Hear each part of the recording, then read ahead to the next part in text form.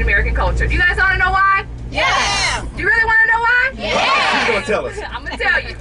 So for African Americans, it was the most severe and adverse situations that brought forth the greatest and most powerful songs. Did you guys know that? No. Well, we as a people, the African American people, we suffered and endured great persecution. It was a singing that not only sustained us, but it brought forth the triumphant feeling that we feel today in the midst of the most difficult circumstances. So for instance, out of slavery came the most greatest spirituals. Out of the 1930s, the Depression era, came some of the greatest gospel songs. All right?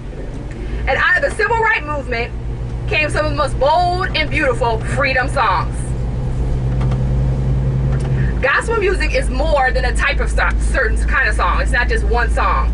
It's really a feeling, an expression of feelings. You know, one of my Caucasian friends asked me, she said, why y'all always sing the same song over and over in the same stuff? Amen. What's the significance of that? It could be because we forgot the words. Oh yeah, you're right about that. Well, you know, it's like every time we sing it, it's like singing a new song. And every singer has its own way of singing the song. So it's not just a song for us, it's an expression, it's a feeling. And also gospel music means good news. So, you know, for people that going through a hard time, especially in the times that we've had to suffer as a people, we want to hear some good news. Don't y'all want to hear some good news? Yeah. All the bad news that's going on, we want to hear something good. So that's what gospel music means to our culture, and that's why it's so important. That's why we keep singing. If you wonder why we keep saying amen and this little line of mine, we keep putting little verses in there, it means something to us. It's an expression, it's a feeling.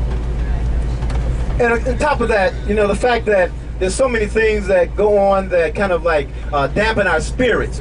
And gospel music and spirituals have always been that motivating song, those motivating words and thoughts to help us rise above those feelings of despair. And so it's a wonderful opportunity to show ourselves and to encourage ourselves to say that things will be better. And if you have no hope, then there is no hope to have.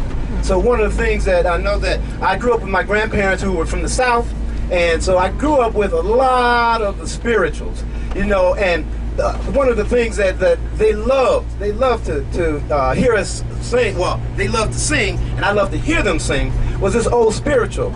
It was called, I'd rather be dead in my grave than to be a slave.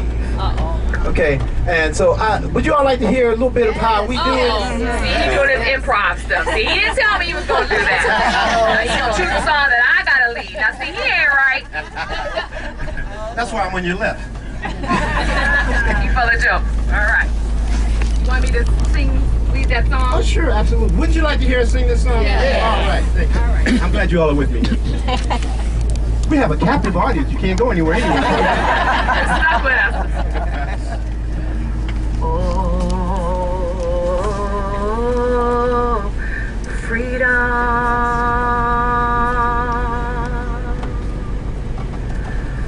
Oh, freedom. Oh, freedom over me, over me. And before I'd be a slave, I'd be buried in my grave and go home to my Lord and be free.